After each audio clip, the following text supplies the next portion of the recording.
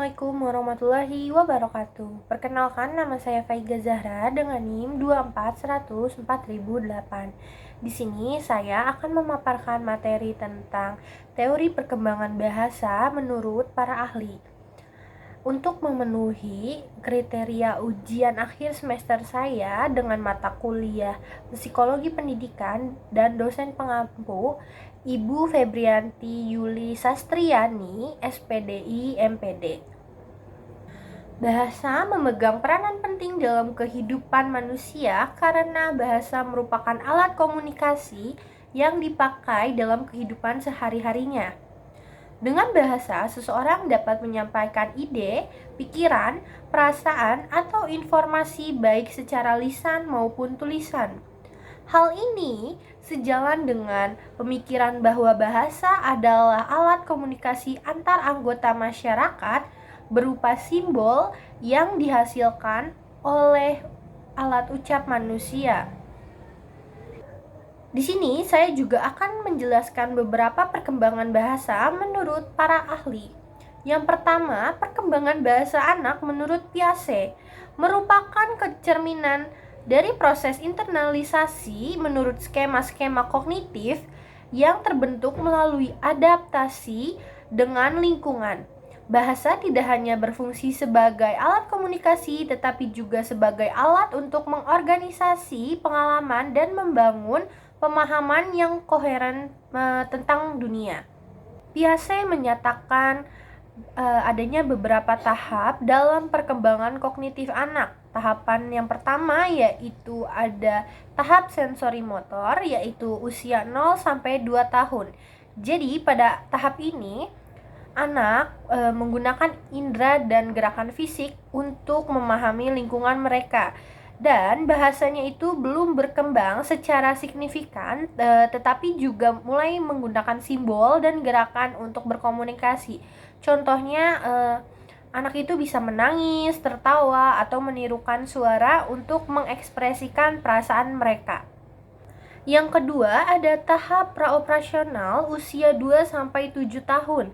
Di tahap ini, anak-anak mulai menggunakan bahasa untuk mengekspresikan pikiran mereka.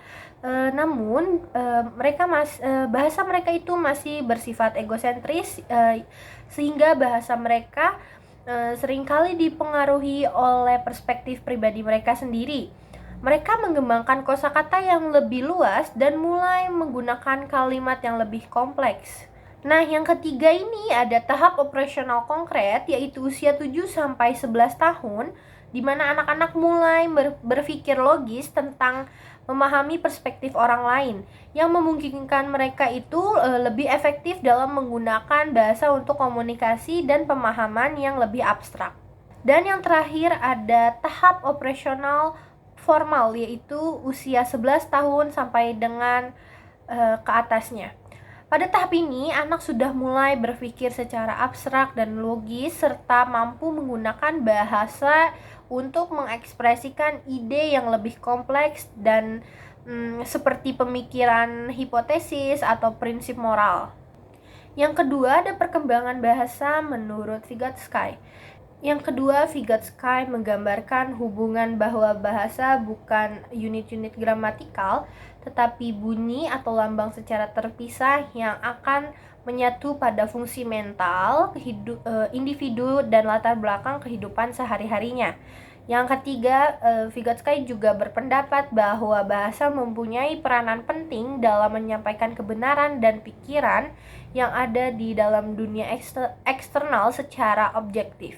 Yang ketiga, ada perkembangan bahasa menurut Noam Chomsky, seorang filsuf bahasa yang berpengaruh mengajukan hipotesis revolusioner bahwa kemampuan bahasa manusia bukanlah hanya semata-mata hasil dari imitasi dan pembelajaran lingkungan, melainkan didorong oleh adanya mekanisme biologis bawaan yang unik. Berikut adalah prinsip utama teori Chomsky tentang perkembangan bahasa. Yang pertama ada Language Acquisition Device, yaitu LAD.